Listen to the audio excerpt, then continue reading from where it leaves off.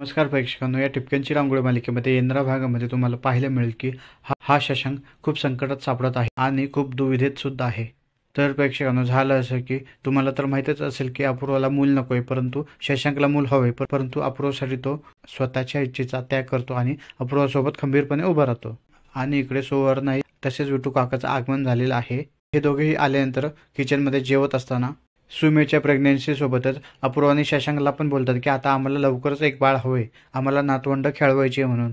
आणि हे सगळं ऐकल्यानंतर शशांकने अपूर्वा एकदम शांत होतात, गप्प बसतात. त्यांना काय बोलावं काहीच कळत नाही, कारण त्यांनी मूल न होण्याचा निर्णय घेतलेला असतो. शेवटी अपूर्वा सांगेल या भीतीने तो स्वतःहून अपूर्वाच्या वतीने सांगतो, आता सध्या आम्ही मुलाचा विचार करत नाहीये. हे सगळं बोलण्यामागे त्याची उदासी खूप दिसत असते. घरच्यांच्या लहान मुलांविषयीच्या प्रश्नाला कसं उत्तर द्यायचं, अपूर्वामुळे तो संकटात सापडलाय. आता शशांकच्या मनातील भावना अपूर्वापर्यंत कधी पोहोचतील, शशांकचं मन अपूर्वाला समजेल की नाही, हे आता येणाऱ्या भागामध्ये समजेल.